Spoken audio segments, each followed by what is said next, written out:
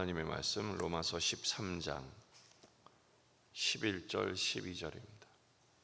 로마서 13장 11절 12절 말씀 함께 읽겠습니다.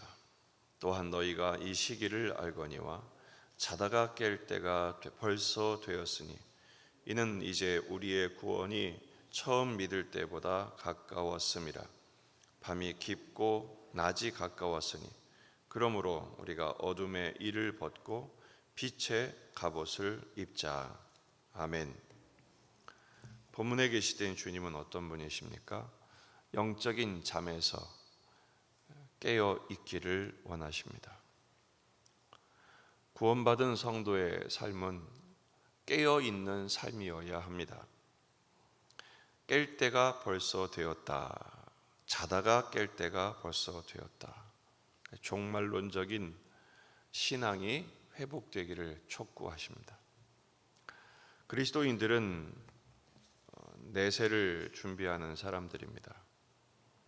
13장은 현세에 있어서의 문제들, 국가의 문제, 또 사랑하는 일의 현실의 사명, 이것도 중요한데 다가올 세대를 준비하는 그런 삶이 필요합니다. 현세와 내세의 신앙이 균형이 있어야죠. 11절 또한 너희가 이 시기를 알거니와, 여기서 시기라는 단어가 중요합니다. 때라는 단어가 헬라어로 두 가지가 있습니다. 크로노스, 카이로스 두 종류가 있어요. 크로노스는 연대기적인, 물리적인, 그리고 객관적인, 그러니까 24시간이 지나가죠. 역사가 흘러가고 있습니다. 그걸 크로노스라고 합니다. 카이로스는 그 객관적인 시간 가운데 개인적으로 또 역사적으로 의미가 부여된 시간이죠. 전에는 예수를 모르고 살다가 예수님을 만나 구원을 받았어요. 그 구원받은 그 시간이 그 사람에게는 카이로스입니다. 오늘 이 시기를 알거니와, 이 시기라는 단어가 카이로스입니다. 그리스도인들은 모범적인 이 세상의 시민일 뿐 아니라 천국의 시민임을 잊지 말아야 합니다. 이 때는 천국 시민으로서의 삶을 의미합니다. 그러면서 11절에 자다가 깰 때가 되었다. 벌써 되었다. 오늘 말씀의 중요한 교훈이죠. 각성, 깨어 있으라. 깨어 있으라. 왜냐하면 시간이 점점 가까웠기 때문입니다. 자다가 깰 때가 벌써 되었다. 이 말씀은 2000년 전의 이야기입니다. 그때 기록된 말씀이에요. 지금은 얼마나 더 가까웠겠습니까? 임박했죠. 종말이 임박했습니다. 모든 사람들은 이중적인 종말을 맞이해야 합니다. 첫째는 역사적인 종말이죠. 예수님이 다시 오시는 그날, 그 재림의 때 역사적인 종말이 다가옵니다. 그러나 사람마다 개인적인 종말이 있습니다. 역사적인 종말이 오기 전에 누구나 먼저 주의 부르심을 받는 그 순간, 죽는 그 순간이 개인적인 종말입니다. 근데 그 개인적인 종말이 그 사람에게는 또한 역사적인 종말이기도 하죠. 누구나 죽음이 다가옵니다. 이 말씀의 교훈이 뭡니까? 시간은 참 빠르다라는 거죠. 시간은 참 빠르게 지나간다. 100세 된 철학자에게 물어봤습니다. 시간이 짧아요? 빨라요? 두 번째는 세상은 점점 악해져요. 백주대낮에 사람들을 납치하고 폭행하는 세상이 됐어요. 얼마나 악한 세상입니까? 그래서 깨어있지 않으면 큰일 난다라는 것입니다. 두 번째 묵상의 초점은 빛의 갑옷을 입자라는 것입니다.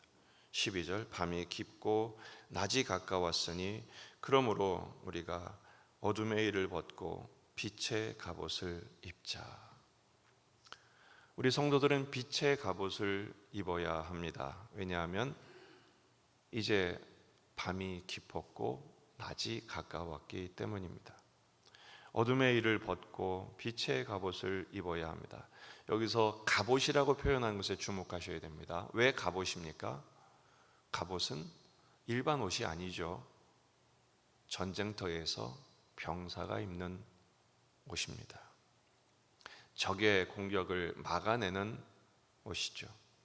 흑암의 권세와 싸우는 영적 전쟁을 수행하는 군사가 입어야 할 옷입니다. 왜냐하면 이 전쟁에서 지면 끝입니다. 죽으면 안 되죠. 어떻게 이 갑옷을 입어야 되는가? 근데 이 갑옷이 어떤 갑옷입니까? 빛의 갑옷입니다. 어둠의 갑옷이 아니죠. 그럼 빛에서 이 갑옷에서 빛이 나오는가? 그런 말이 아니라 빛된 존재로 변화되어야 한다는 것입니다. 계시록 7장 14절, 내가 말하기를 내 주여 당신이 아시나이다. 14만 4천에 대한 질문을 했더니 이런 답을 주신 것. 그가 나에게 이르되 이는 큰 환란에서 나오는 자들인데 어린 양의 피에 그 옷을 씻어 시게 하였느니라. 빛의 갑옷은 어린 양의 피에 자신의 옷을 씻어 정결하게 된 어린 양의 군대를 말합니다. 계시록 19장 14절, 하늘에 있는 군대들이 희고 깨끗한 세마포 옷을 입고 백마를 타고 그를 따르더라. 빛의 갑옷이란 것, 지금부터 가서 어떻게 갑옷을 사서 입는다는 얘기가 아니라 옷은 성도들의 행실이거든요. 십자가의 보혈로 씻음 받은 영적으로 무장된 성결한 삶을 사는 십자가의 군병들, 주님의 나라를 위하여 영적인 전쟁을 수행하는 깨어 있어 오늘도 죄와 싸워 이기고 세상의 악과 싸워 승리하는 십자가의 군병이 되라라는 말씀인 것입니다.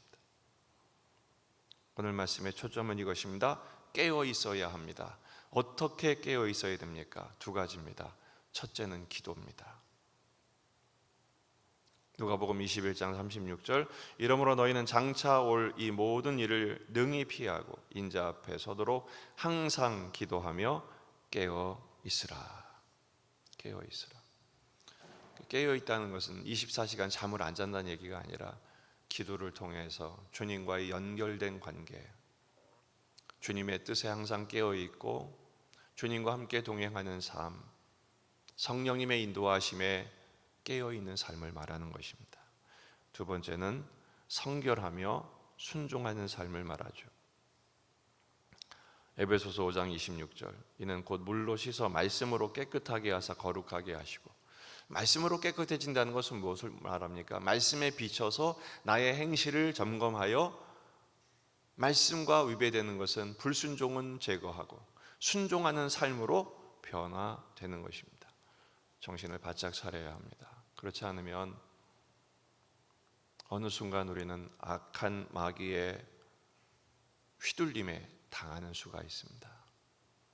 어제도 말씀 묵상했지만 말씀도 잘 압니다. 예배도 열심히 드립니다. 봉사도 충성도 최선을 다합니다. 그런데 왜 갑자기 넘어집니까?